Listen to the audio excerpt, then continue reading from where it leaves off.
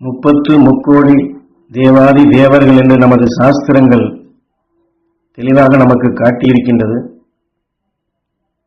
அந்த முக்கோடி தேவாதி தேவர்களுடன் நாம் ஐக்கியமாக அவர்களுடன் இணைந்து நாம் என்றுமே மகிழ்ந்த நிலையில் வாழ வேண்டும் என்று இந்த உபதேசத்தின் வாயிலாக ஈஸ்வரப்பட்ட நமக்கு வழிகாட்டுகின்றார்கள். நம்முடைய நோக்கம் அந்த சகல ரிஷிகளுடன் தேவர்களுடன் ஒன்றிடும் நிலையாக இந்த வாழ்க்கையின் எல்லையை நாம் வகுத்து கொள்ள வேண்டும் என்று உணர்த்துகின்றார்கள். அதற்காக இந்த வாழ்க்கையை நீங்கள் சமமான நிலைக்கும்படியாக இந்த வாழ்க்கையை வாழ்ந்திடுங்களப்பா. ஆனால் சமமான நிலையை ஆண்டவன் ஏன் நமக்கு தரவில்லை என்று அப்படி எண்ணாதீர்கள்.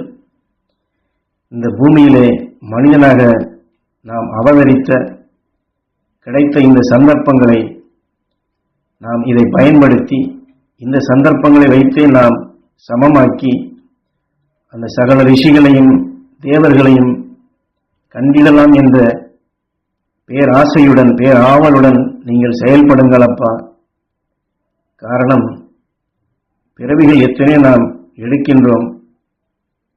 ஒவ்வொரு பிறவியிலும் இந்த பிறவியிலாவது சமநிலை பெறலாம், நிறைவு நிலை பெறலாம் என்றுதான் உயிரான்மா பிறவிக்கு வருகின்றது. ஆனாலும் பிறவி எடுத்த நிலையில் நிறைவு பெற முடியாதபடி, சமமான நிலை பெற முடியாதபடிதான் இன்றைய உலக மக்களின் வாழ்க்கை நிலையும் உள்ளதப்பா.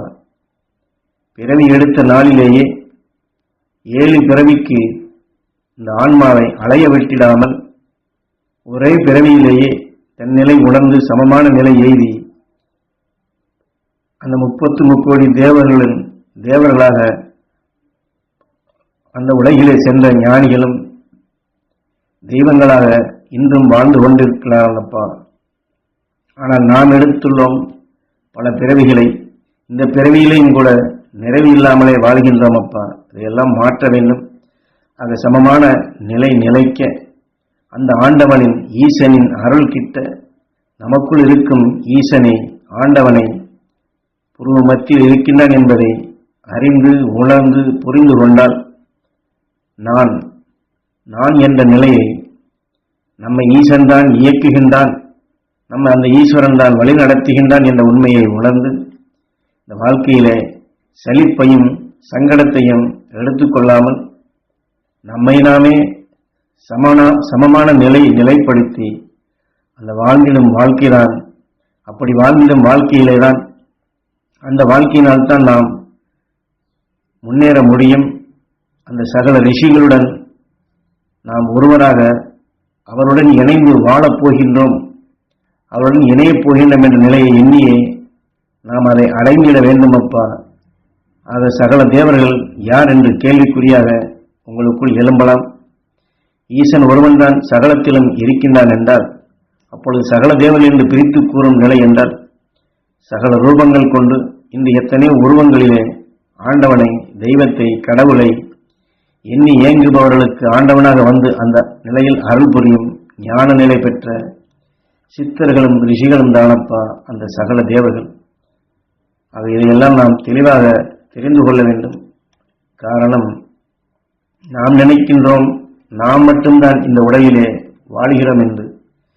இந்த பூமியிலே மனிதர்கள் மிருகங்கள் மட்டும் வாழவில்லை அப்பா.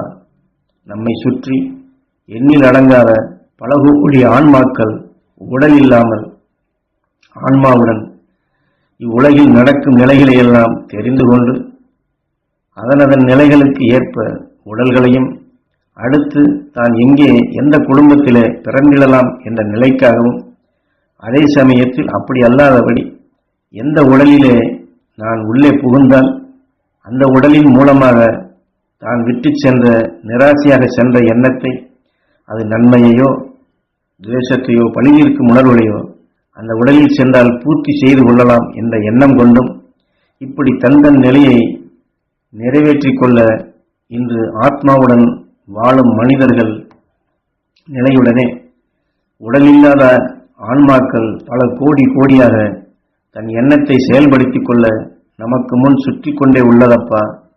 நாம் நினைக்கின்றோம் நம் எண்ணம், நம் உடல், நம் ஆத்மா என்று நம் உடலில் நாம் மட்டும் வாழவில்லை அப்பா.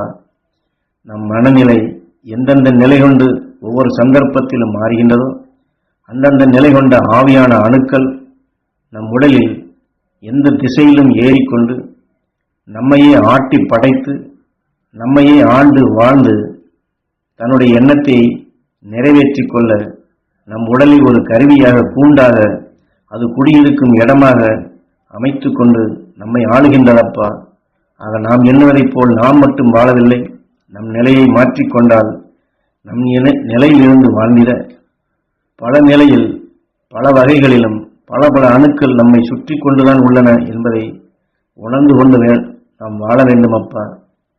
ஆக நாம் நம்முடைய எண்ண நிலையை மாற்றினால் இத்தகைய தொல்லைகள் இருக்கின்றது என்பதைத்தான் ஈஸ்வர பற்றி இங்கே உணர்த்தி நம்முள் இருக்கும் ஈசனை அந்த ஆண்டவனின் சக்தி ஒன்றைத்தான் இதிலிருந்தெல்லாம் விடுபட நாம் ஈர்த்து வாழ்ந்திட வேண்டும், வாழ்ந்திட முடியும் என்ற நிலையில் புருவ மத்தியிலே எண்ணி நினைவினுடைய ஆற்றலை விண்ணுக்கு செலுத்தி மகரிஷிகள் ஞானிகள் பெற்ற அந்த சக்தியை அந்த ஆண்டவனின் சக்தியை நாம் ஈர்த்து அந்த உயிர் வழியாகவே நாம் ஈர்த்து உயிரோடு ஒன்றி வாழ வேண்டும்.